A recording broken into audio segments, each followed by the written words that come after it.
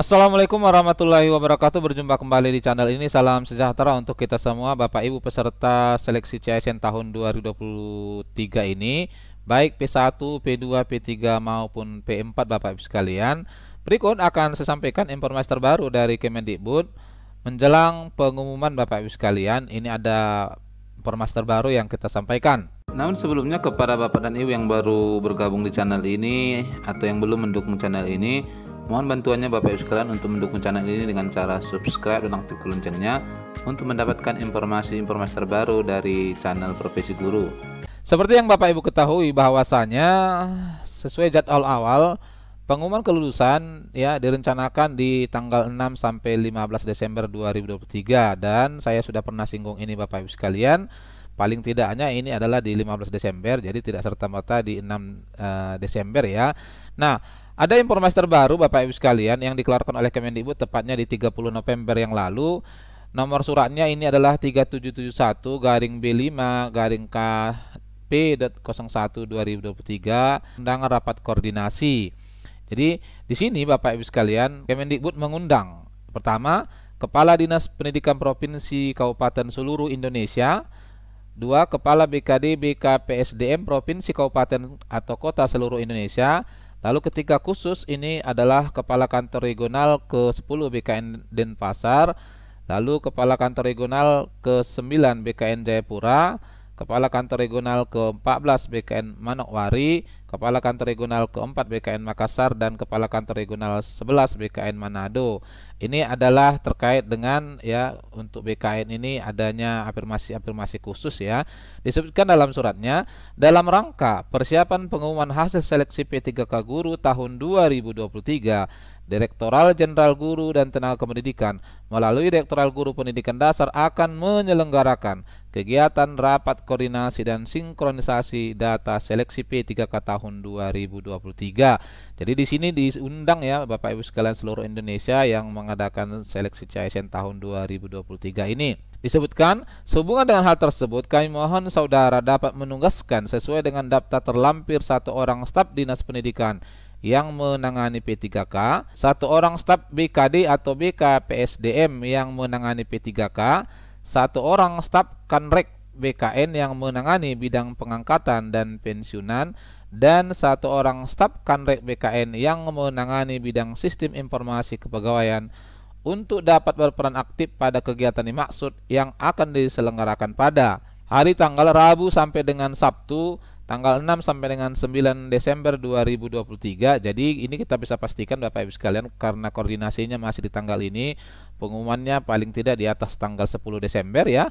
Kemudian tempat Hotel Golden Boutique Kemayoran, Jalan Angkasa, ini adalah tempatnya.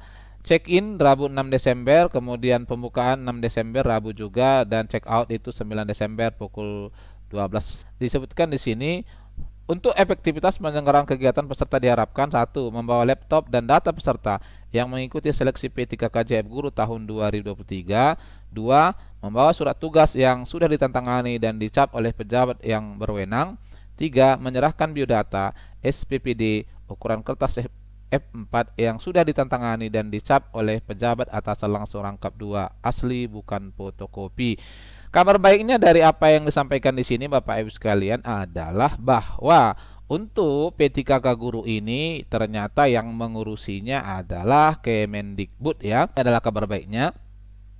Jadi jelas kita lihat di sini bahwa akan ada rapat koordinasi dulu menjelang nantinya pengumuman.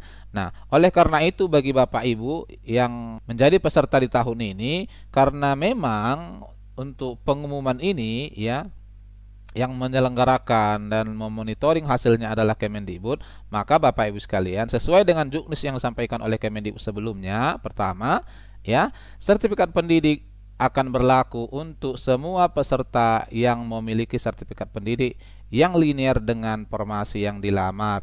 Ini memang ada perdebatan yang cukup panjang antara Bapak Ibu peserta yang bersertifikat pendidik dengan yang tidak bersertifikat pendidik ya.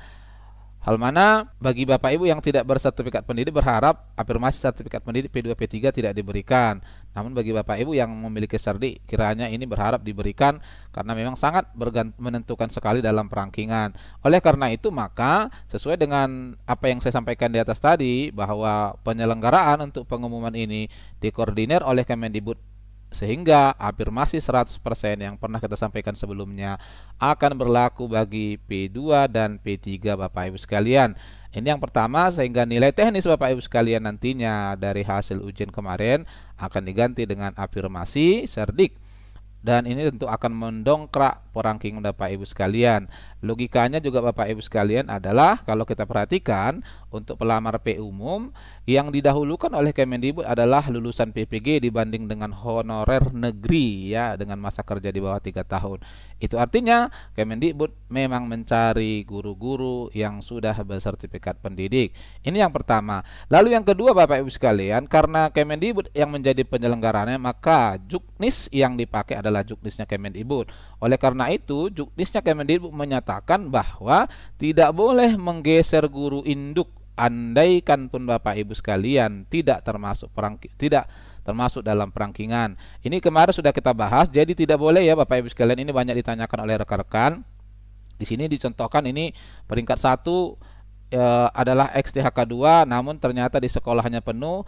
Oleh karena itu XTHK2 tidak boleh memindahkan atau menggeser guru yang ada di sekolah D karena memang sesuai dengan kesepakatan tidak boleh digeser. Ini nanti akan ditetaskan di 2024.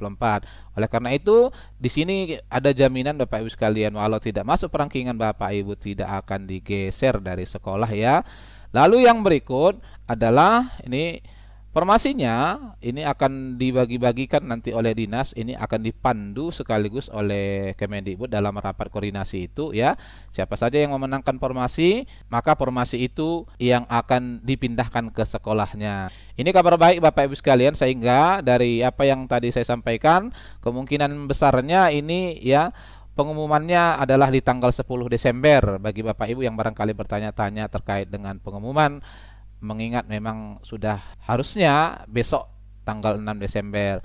Nah, bagi Bapak Ibu yang formasinya atau kuota formasinya cukup banyak di daerah, ini adalah kabar gembira ya Bapak Ibu sekalian. Khusus P1, P2 dan P3 ini akan terangkat semua di tahun ini. Kalau P4-nya ya minimal PG ya, kalaupun formasinya banyak memang diharuskan PG agar bisa diangkat. Lalu bagi Bapak Ibu yang memang tidak membuka P4, ini adalah daerah-daerah yang kuotanya terbatas, maka ini akan dirangking sama P2 terlebih dahulu ya.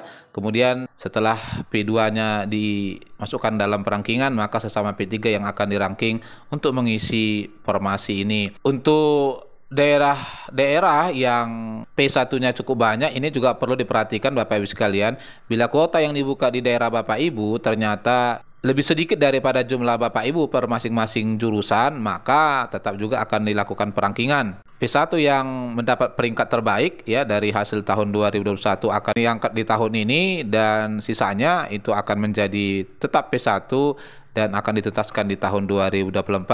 Apapun nanti Bapak Ibu sekalian hasilnya, semoga itu menjadi sebuah hasil terbaik kepada Bapak Ibu sekalian. Yang belum nantinya lulus ya tetap semangat karena sudah ditetapkan di Undang-Undang Nomor 20 Tahun 2003. Paling akhir di 31 Desember Bapak Ibu sudah harus diangkat. Nah, inilah Bapak Ibu sekalian kabar terbaru yang bisa kita bagi untuk Bapak Ibu sekalian. Semoga kiranya bermanfaat Bapak Ibu sekalian. Wassalamualaikum warahmatullahi wabarakatuh.